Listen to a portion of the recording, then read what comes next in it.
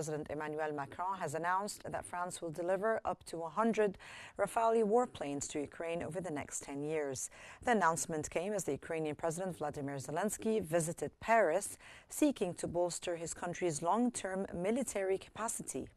Macron also announced that French train maker Alstom has signed a contract worth around 475 million euros to supply locomotives to the Ukrainian railways operator. Je me félicite également de la signature entre Alstom et la Société des chemins de fer ukrainiens Qnews d'un contrat de 475 millions d'euros pour la fourniture de 55 locomotives à l'Ukraine, avec un financement de la Bird et de la Banque mondiale. Ces locomotives, qui seront fabriquées dans le territoire de Belfort, sont une autre manifestation concrète de notre partenariat économique et stratégique dans la durée, en soutien à un acteur clé, justement, de la résistance ukrainienne. Merci à vous et merci. The State Secretariat for Economic Affairs has revealed that Switzerland's economy contracted in the third quarter of the year, suffering from high U.S. tariffs, which abruptly curtailed exports across the Atlantic.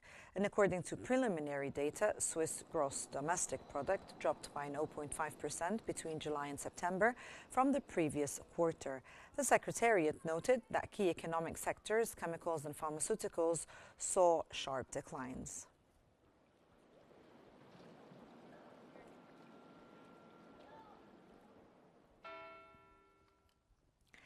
Russian First Deputy Prime Minister Denis Manouturov has announced that trade turnover between Russia and the United Arab Emirates may exceed $10 billion in 2025, adding that by 2030, the volume of mutual trade is expected to double.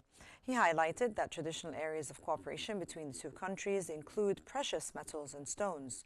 Manturov noted that this also covers supplies of machinery and equipment, including food products, as well as counter-trade arrangements, such as engineering and chemical products.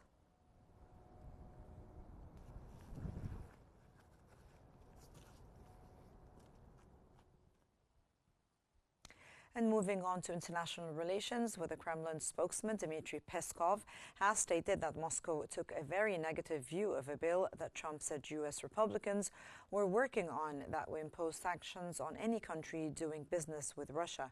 And earlier, President Trump said that the Republicans are working on legislation that will impose sanctions on any country doing business with Russia, and he said Iran may get added to that list.